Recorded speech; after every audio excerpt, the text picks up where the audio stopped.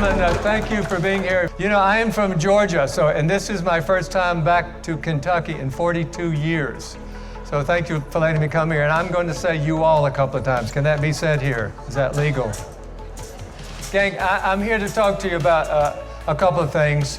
One of them, as we're talking about, is the secrets of living alone. But more importantly, what I'm really talking to about is about us making peace with time. As we get older, the battle we fight is the battle of time.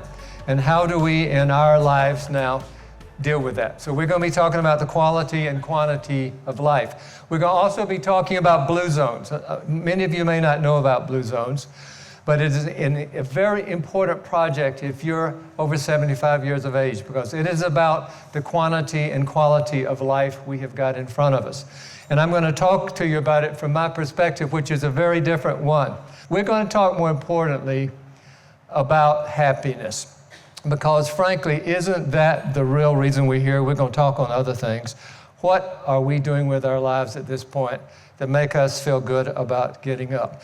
And it's particularly important that you see this cover, because this is the third cover on National Geographic about blue zones and a man named Dan Buettner that I'm talking about today.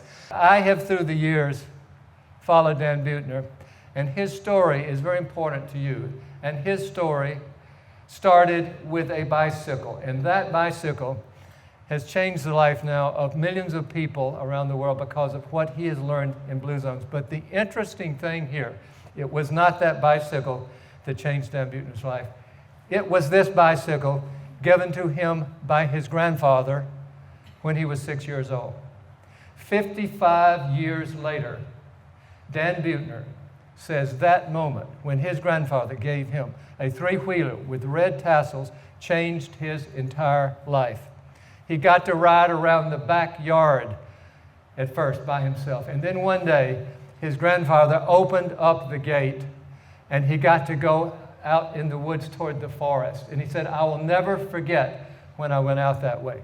Dan became such a biker, but by the time I met him, he is the only person I know in the world who has been arrested for getting a speeding ticket on a bicycle. And I have been many places with Dan. Since July 1985, when Dan biked from Alaska to South America, I went on that trek. Now, I can show you how the news cannot always tell the truth. I was a columnist for the Washington Post at that time. And I did go on the trek for 1 mile. But at least I went on it, and that translated, and I went on the whole trek, of course. But Dan was the type of person, you will appreciate this, he wanted to start at the tip of Alaska. Well, guess what? You can't go to the tip of Alaska because that's all mining claims. The only people allowed there are gold miners. Dan took 6 years and got a license to be a gold miner so we could go to the tip of Alaska, America. And he biked all the way from there down to the tip of South America, kind of an extraordinary thing. I am going to tell you some things today that have to do with the reality of us aging and what we do with the quality of the lives we have left now. And as you know, there is a lot of junk out there. Every place you turn, there's another person with something to tell you what to do with your life. I want to show you why this is a little bit different. Incidentally, I am not with Blue Zones. I'm not here as their employee. I'm speaking on this because of my friendship with Dan Buettner and what I believe in and what Dan and those are doing. Blue Zones is different because, as you're going to see, it is just driven by data of what has happened to people. And it goes back to this.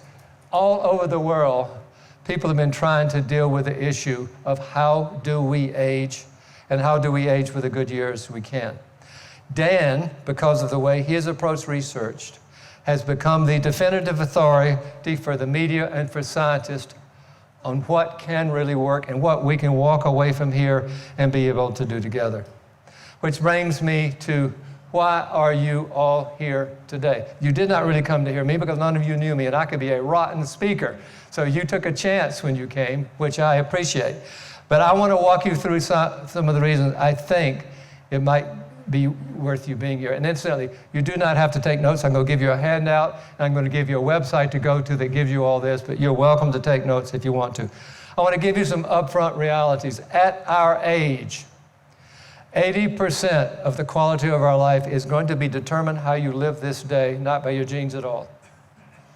It doesn't matter your current condition right now. 80% of the quality years you have left will be determined by simple things that you do in your life right now. A second thing, if you make these simple changes, as we're going to see, those have impact dramatically. A quick change, a quick diet's going to do nothing. Trying a new drink is not going to do something. Simple, long-term things. And let me give you the definition of long-term, please. It is whatever our personal life is. It's what we do in that time. Next most important thing. We, of course, already know we're dealing with the time bandit. We age 12 times faster than a 13-year-old. 12 times faster.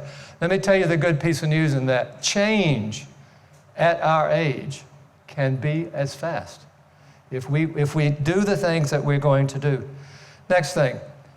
In the real world, aren't what we're looking for is the quality of the time we've got, just not the quantity of it? I mean, isn't everybody here looking for that? If we get up alone or with someone or whatever, we want to know what is the quality of my experience in the life I have with me. If we have that, don't we have the best life? That's really what it comes down to. Next thing, as I'm going to talk about, inches in change can change your life today. Now, a lot of you are older than me and are in good shape. And a lot of you may do a lot of the things I'm talking about. I'm 78. But a lot of the things that you're doing some, but you may not be doing all. And incidentally, we could be wrong still. I would love after when we finish for you to give me your comments and thoughts on what we're talking about here. As I mentioned to you, I want to quickly show you why this information works. This is what happened with the Blue Zones. Dan Buettner decided with the National Institutes of Health and with National Geographic to identify the places in the world where people have lived longest. And they went there, they identified these cities by using historical data and started asking some very core questions. Where do people live the longest and why? There's great data on that. Every country, even the most primitive country, keeps data on births, lives, birth, marriages, what people bought at stores. Secondly, where are the healthiest people and where are the happiest people? Well, guess what? They're always in the same place, as we're going to see. What was identified over 10 years are these places where people live longest and live happiest. I'm going to walk you through 3 of them, and let's see how they fit into our lives here. There were originally 5 blue zones. In the last 10 years, they identified 10 more. Again, these were identified by statistical data, verified again and again and again. And we're going to start off first in Sardinia. This is the place, literally, as the New York Times said, the place where people forget to die. This is a rugged country. There are no roads. It's a little teeny island, okay? They have to walk everywhere. As we'll see, to go see a neighbor, they have to walk up a steep, winding path. In this one place, they have 1/2 as many bone fractures as we do in the United States. 1/2 as many bone structures. There's only 1 doctor in that whole country. They don't go to doctors that much. Secondly, they walk, as I say, everywhere. Look at the community. If you go see one person upstairs, you've got to go walk. In Sardinia, there are 10 times as many people who live to be 100 as there are in the healthiest city in the United States of America. What do they have? We're going to see in common a lot of things. They have a plant-based diet. They didn't do it because they read about being a veggie. They're poor. They grow vegetables, as we'll see. When they eat meat, it's rarely, once a week maybe. They did not plan to be vegetarians. Out of necessity, they ate plant-based things. We're going to see the importance of that change. They do eat animal things, but it's a special thing. And when they eat it, as we'll see through all the blue zones, they eat less of it and they eat it in small portions. This guy right here arm wrestled Dan Buettner and beat him. He's 100 years old, okay? That's why we took that picture. Why in Sardinia do people live the longest? A lot of data in looking at this. Interesting reason for us here. The enormous respect they have for their senior citizens. The calendar that they have in Sardinia is not a calendar of playboys and playgirls. The prominent calendar is those over 100. In every family, if they don't have a grandparent or a great-grandparent, they have adopted one. They have made a family. We're going to see this happening a good bit. Okay, I want to take you now into Okinawa. Now again, a place, Japan's had some pretty traumatic moments in the last 75, 80 years of life, you might say, out there. But oddly enough, this little place in Okinawa is the ground zero for living long, and it is the place that has the longest living female population in the world, and one of the most fascinating places, actually. They have the longest living disability expectancy in the world, which is an extraordinarily important thing. They live, every one of them, at least 7 years longer than any of us sitting here, whatever your current condition is. Dan's been there 5 times. We found out a lot of things. We found out that they have 5 times as many people over 100 per population than you would in Louisville or any place else in this country. And that does not come out of money. They have 1/5 the breast and colon cancer that we have here in the United States. They have 1/6 the rate of cardiovascular disease, 1/6 the rate of cardiovascular disease. Do you know how most people die there? The statistical way, about 75% of the people die. They die in their sleep. Going there, you find out something that's going to be common in all the blue zones. They move naturally. They have a garden. They eat on the floor. They sit things on the floor. The lower body rules our lives. Whatever your condition now and how much use you've got left your lower body, it is still important, and you have control over what can happen to that. They have gardens. This doesn't mean you need to go plant a garden today, but what it does mean is they probably eat more vegetables than some of you, and they probably have more reasons to lean down, and I'm going to be talking about that. Remember when I said inches rather than miles? The things we're going to talk about are so tiny, but they can change everything. They do eat what they grow, but you have around here plenty of places for you to buy good vegetables. You don't have to get them. Another really cool thing we're going to talk about at the end. Okinawa is the first place we realized that they eat on small plates. They eat slowly on purpose. It turns out that if you eat on a small plate, you eat less food, always. And we're going to be talking about that down the road. Another critical thing in Okinawa and in all the other 10 blue zones, people have what is called a moai, a group of people that are their friends. It can be their family, or it can be a family that they have made. I do not have many members of my family left. There are 2 that I'm close to, and one is sitting right there, my great-nephew, who's spending a year traveling the world with me. But I have learned that we can create a sense of family around us. This picture here, those people have been in their moai for 97 years. They are 101 years old. They've lived through 2 wars. In America, just 5 years ago, the statistics showed that most of us had 3 friends. In America, last year, most Americans have 1 friend and part of one other. Our ability to have real close friendships has been going away from us, and that is not a good thing for us. Look at this thing. This is another important thing. They do not have the word retirement in their language. Everybody has a reason to get up. It's called, they have their ikigai. This man is 97 years old, and he is still out there gathering pearls. Everybody in Okinawa, if you asked a child, what is your ikigai, they could say what it was. Everybody has a reason to get up. There's that fisherman.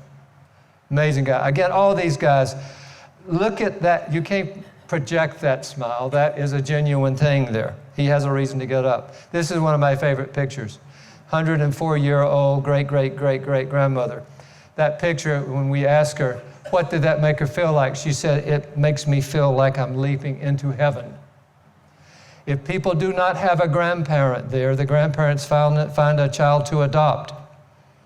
Everybody creates that sense of family. As we're going to see later, having a grandparent influence in a child's life adds 6 to 7 years to the child's life. We're going to be looking at that again in a minute. I want to take you now to Loma Linda, California. Loma Linda, interesting place in California. It is a Seventh-day Adventist city. Now, the importance of Loma Linda, more than anything in the world, is that there is enormous data down to the 7-digit or 9-digit zip code. So they can tell everything about a person in detail. And if you are a Seventh-day Adventist, your life has changed. To give you this data before we look at it.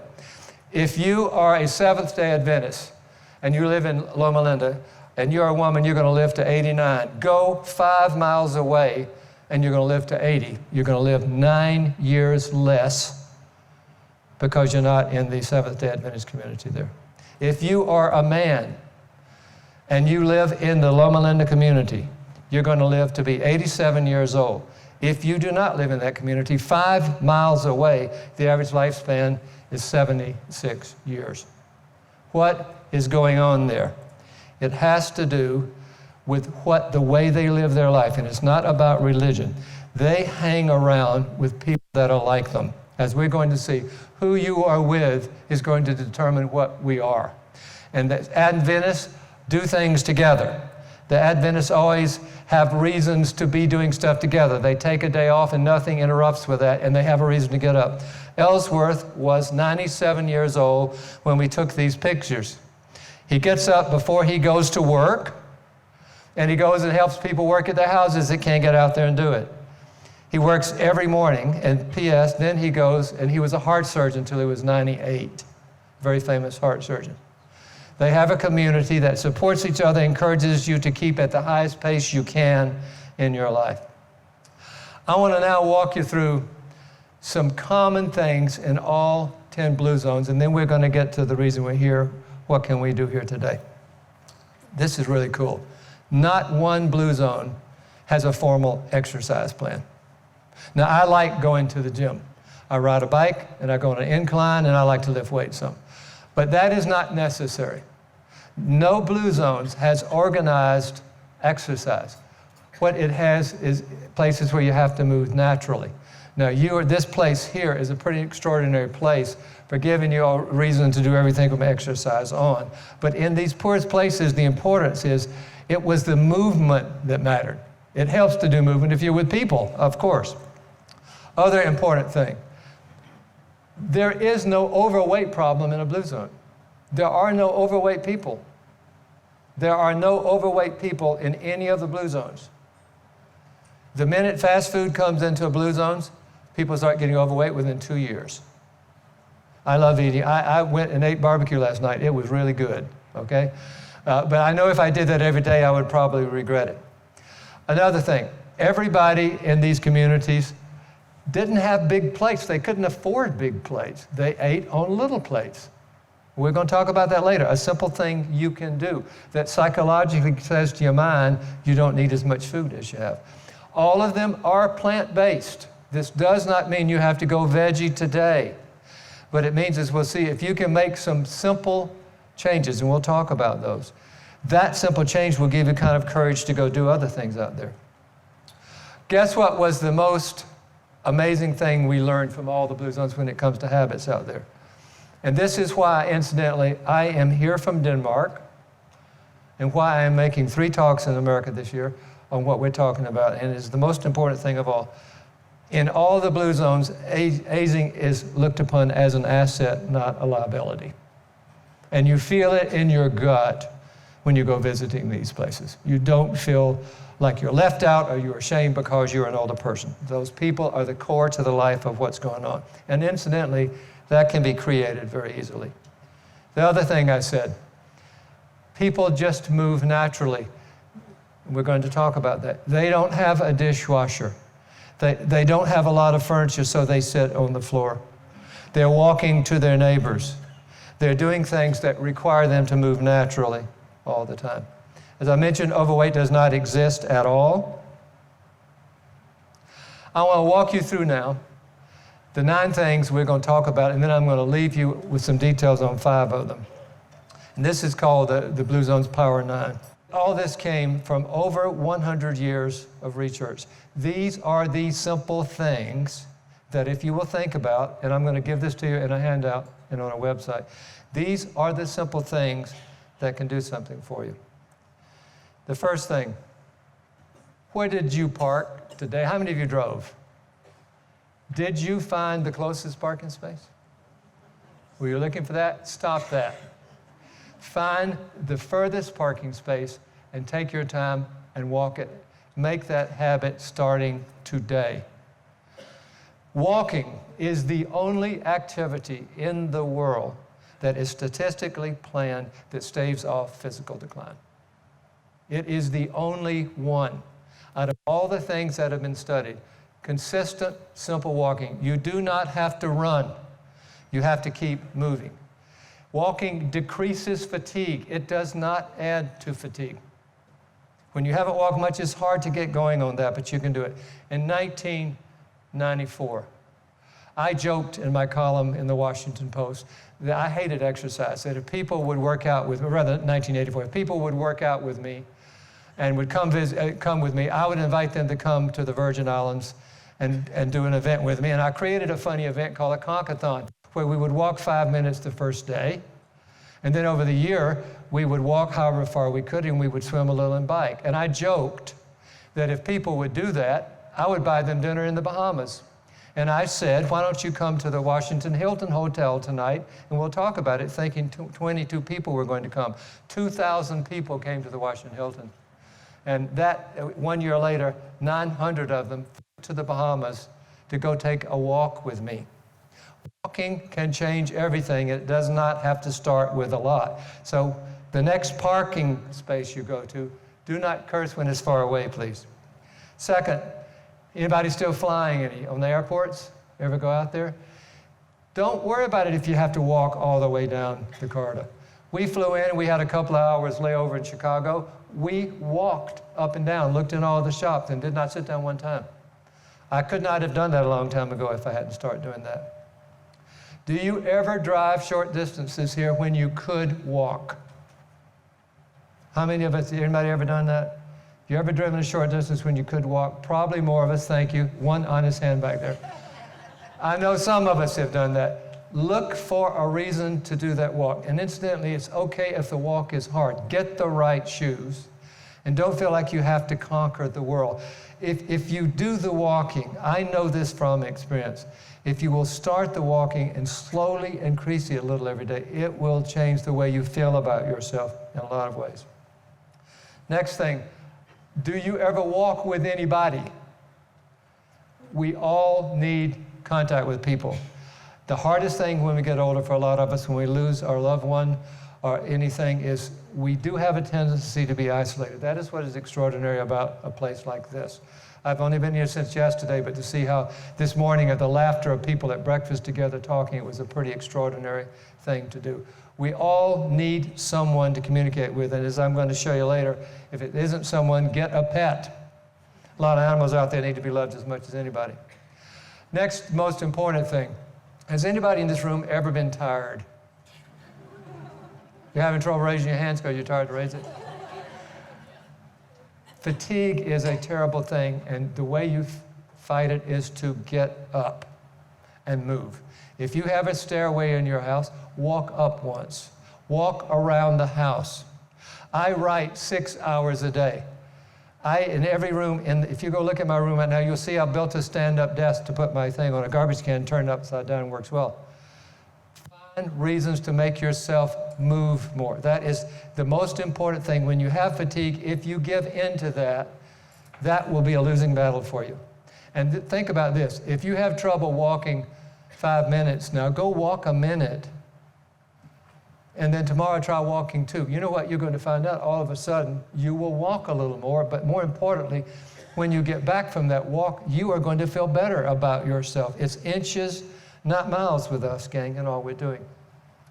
Next thing, and this has to be the most important, you must have a reason to get up in the morning. I work with young people, and it's been the joy of my life to always mix young people with people our age. If you are not doing things at this community, my God, they have everything from gardening to you can go volunteer to school and read. It has extraordinary things for you to do. And I'm not paid to talk about this community, incidentally, but I have been in a lot of these around the country, and I've never seen one like this. But one reason that we wanted to come here is they have so many Blue Zone principles already in effect here, which is pretty cool. But if you don't have a place like this, you need to find some way that you are getting involved and you have a purpose for waking up in the morning, whatever it is. If you do not have that, you will not be happy, and you will not try to take care of yourself, and you will go downhill, and it will be some miserable years. So we have to fight to do that. Next thing, this is the easiest one you all. Be sure you've got some downshift time. I am going to take a nap this afternoon. I think napping is one of the greatest things ever invented, but you need something to do every day, whether it is to listen to music or read a book that gives you a chance to completely wind down in every way. I talked about smaller plates. In all the Blue Zones, they eat slowly because they're conversationalists at dinner. It's extraordinary to sit down with these people. They eat slowly. They have smaller plates because they can't afford big ones. Because you eat slowly, it takes about 20 minutes for the fullness of food to hit you. That's why you feel stuffed. You ate too fast. Start having more conversation. Eat slower. Put your food on a small plate. We're going to talk about a couple of fun things on that. Next thing, try the plant slant. This is an easy way you can do simple things. Do any of you have potato chips sitting at your house right now? Anybody got potato chips? Thank you. I see a few people. Okay. Put away those types of foods. Put out a bowl of nuts. Put out fruit. If you will do that simple thing, put away the things that you normally nibble on. If you like chocolate, put it in the back of the refrigerator. I cannot keep chocolate out around me at all because I will eat it all. But if you will do little things to make convenient foods in front of you, if you will use them, you'll see, hey, those nuts were actually pretty good, and that banana tasted good. I haven't had a banana in a long time. Try that. Easy to do in everywhere in the world. Second thing, in all of the Blue Zones but one, Loma Linda, they drink wine. They don't drink hard liquor. They can't afford it. In the Blue Zone studies, they found that 1 or 2 glasses of red wine are actually good for you in the afternoon. That does not mean you can drink 14 glasses in one day and not drink the rest of the time. But if you are a person who enjoys a glass of wine, you should not feel bad about that. The wine does have a medical impact on a lot to do with what's going on with building up plaque and stuff in our things. There's stuff on the Blue Zone's website. You can actually go read about that. As I said, belong. The Seventh-day Adventists have their faith. Many people at this community are faith-based. Your faith can be anything, but belong to something that you believe in. I was born a Southern Baptist. I'm not a very religious guy anymore, but I have learned the importance of being surrounded by people that have integrity and have faith around me. You must belong. We cannot tackle life alone at our age. We think we can. I don't think we can at any age. And put loved ones first. How many of you still have somebody out there you love in your family? And that's pretty important. I don't have much family left, so it's been a joy for me to even have my great nephew around. Try being 78 traveling with a 19-year-old. He survived it. I don't think he's had a mental breakdown yet, maybe. But if you have loved ones, pull them into your life in every way. You all know that. I want to quickly talk to you about having the right tribe. I was very fortunate in my life. I don't know whether you guys would like these people, but 2 of my great friends were Walter Cronkite and Andy Rooney. And I was involved with them for the very last years of their life, too. And if you look here, this is actually an extraordinary picture about what Blue Zones is about. Sitting at that table on the left is Joanna Simon, Carly Simon's sister. They founded something called Simon & Schuster, the publisher. There's Walter. When Walter's wife died, Betsy's best friend became Walter's companion and saved his life. That's Joanna Simon. There's Dan Buettner sitting next to that. Next to him is my godson. This little community stayed together as they all ate together. This is sitting at my home in the British Virgin Islands that completely blew away in Hurricane Irma. And if I am lucky, in 2 weeks, I'm going back to see my new rebuilt house, which I'm happy about. But we were sitting right there. As Walter approached his last days, we all gathered up at the vineyard. And this is an extraordinary parable. That's Walter at the helm of a boat. Walter was a boater. Walter always brought his boat and left it in Tortola with us. He loved his wife a lot, Betsy Cronkite. And Betsy hated boating, but they decided to compromise and they would try to do boating. So Walter would leave his boat with me and would be down there for months. And Betsy would call up, and the first words out of Betsy's mouth would be, "Has it sunk yet?" But they stayed together because of their mutual love of boating. When Walter was down to the last week of his life, they said, "Come to the vineyard." We went to the vineyard, and we took Walter out on a cruise on a small boat. He couldn't handle his big boat, but he can handle his small boat. And our last cruise was there together, and our last night together, we sat and we played the bongos and sang songs. And I thought about the blues under this. Many of us, Andy and others, were there at the time. We had been through this Muay for 45 years together, and we were there, and it was a pretty extraordinary time. I've told you a couple of times I don't have much family. Dan Buettner became my family 38 years ago. This is Dan Buettner and his kids. We're in Morocco. We make a point of however busy we are, we find time that we can be together as a family. Because we've learned what you kind of already know. The most contagious thing is not the flu. It really is happiness. Unfortunately, unhappiness is very contagious at the same time. Loneliness is terribly contagious. If you sit around with people who are blue all the time, you're probably going to be a little blue. So we have to control how we do that. Fight isolation. Now, this is an extraordinary picture. This is Dan Buettner's house at Lake Over the Isles in Minnesota. It sits on a road. It's a very big, fancy house. Why would he be on a road? Danny has sitting on the road, so even strangers can come by and sit in a conversation with us. Now, when I first went to his house, I thought, this is crazy. But it's extraordinary. Danny has down there on the right, you can't see it, an outdoor chess set that's been sitting there 365 days a year for 10 years, and only 2 chess pieces have been missing in 10 years. You can look out from his house and you see strangers down there playing. You can fight isolation in many ways, and this is one of the ways you can. I want to quickly talk now about what is next for all of you sitting here. I appreciate you all making an effort to come out here, and I hope that it can be meaningful, but I got to ask you some questions of what is going to happen today when you walk out of here. There are some simple things you can do, and I'm going to give you a handout. They are so simple that you're going to say, well, can that even happen? But I want you to please try these. How many of you already take a walk every single day? Okay, that's great. A lot of you don't. Today, when you get out of here, walk 5 minutes before you eat. It can be around the block. If you can't walk 5 minutes, walk a couple before you eat, about 20 minutes before you eat. Do that today, please. The walk is the most important thing you can do if you're looking to improve your stamina and your mental well-being and your health, bar none. You will find that when I told you that I did my Washington Post event, we had people with stage 4 cancer who started walking 5 minutes, and at the end of 1 year, they walked 10 miles, swam 1 mile, and biked 10 miles. And they all said, you can go to my website, it's on my links actually. You can see people who 25 years later talk about those times that they never thought they could walk that block, and that one walk showed them that we can do more than we know we can with our lives. Then, after dinner tonight or in the morning, go to the handout we're going to give you when you leave. We haven't given that to you yet. On that handout, how many of you can go on the web?